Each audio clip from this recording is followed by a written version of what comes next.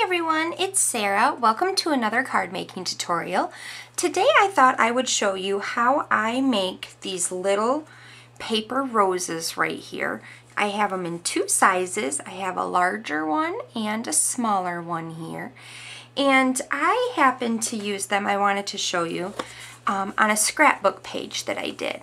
On this one, I double layered them, so I used the larger one and then I put the smaller one inside of it and then made like a little bouquet kind of right there of flowers on a scrapbook page. So I wanted to go ahead and show you how I made these. So let's go ahead and get started. First, for the larger rose, you're going to need the 2 3/8 scallop circle punch. And I'm using the pink Purette paper today. So I'm just going to punch out my circle. Now I'm going to take my paper snips and right here on a scallop, I'm going to stick my snips in there and then I'm just going to cut in a circular motion as close to the scallops as I can. And I'm going to do this all the way around the paper. And with these roses, you don't have to use a scallop punch if you don't want to. A regular circle will work. It'll give you a different looking flower, obviously, because you won't have the scallops in the middle, but they make some cool spiral looking flowers if you don't use the scallops.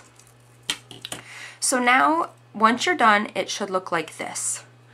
So now you need a round, like tube kind of surface, and I'm just using an old paintbrush that my husband had laying around. You could use a wooden spool type. At some craft stores you can get them where they have like a little slit right here in the end.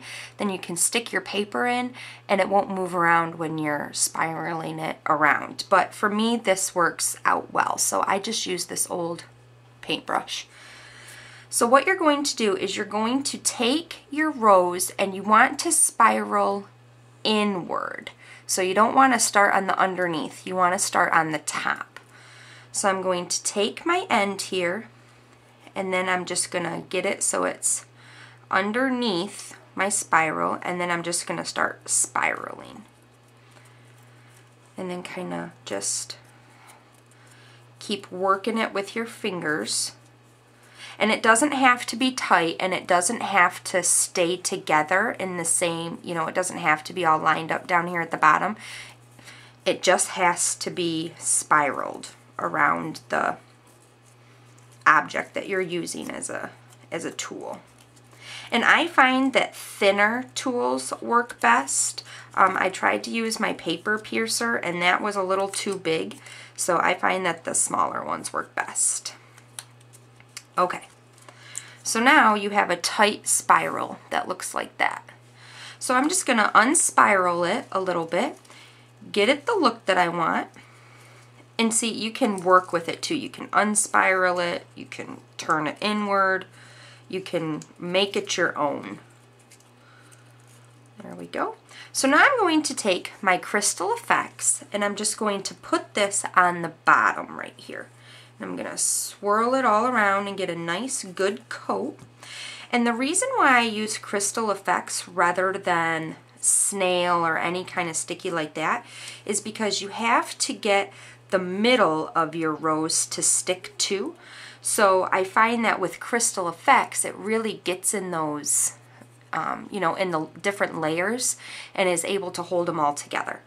So then you're just going to squeeze it for, you know, a few seconds, let it go, and it should stay in place, and then you have your flower. And then you set it aside to dry. Now for the smaller flower, I use the 1 3/4 scallop circle, and this is going to be the exact same technique. You're just going to cut it out, or punch it out, excuse me, and then you're going to cut around the circle. Now on the larger one, if you notice right here, we have a little bit of an overhang. I don't know if you can see it, but and we can just go ahead and trim that off. And if you don't want to trim it off, the way that you get rid of that is you make this part of your flower smaller.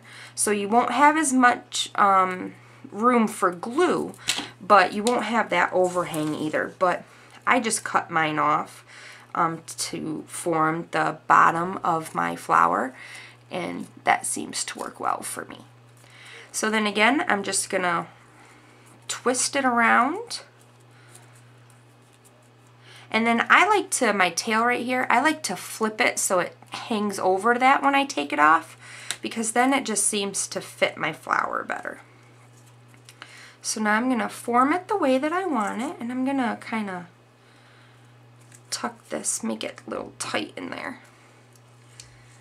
Put my Crystal Effects in there. And Crystal Effects is very sticky inside the tube too, so if you get clogged in with your Crystal Effects, that happens to me all the time, I just use my paper piercer and I just right down in the top and it unclogs it. Okay, and then you hold it down a couple of seconds and there you go. There is your small flower and your large flower. And I love it because no two flowers will ever look the same. Well, I hope you all enjoyed today's video. Until next time, happy inking!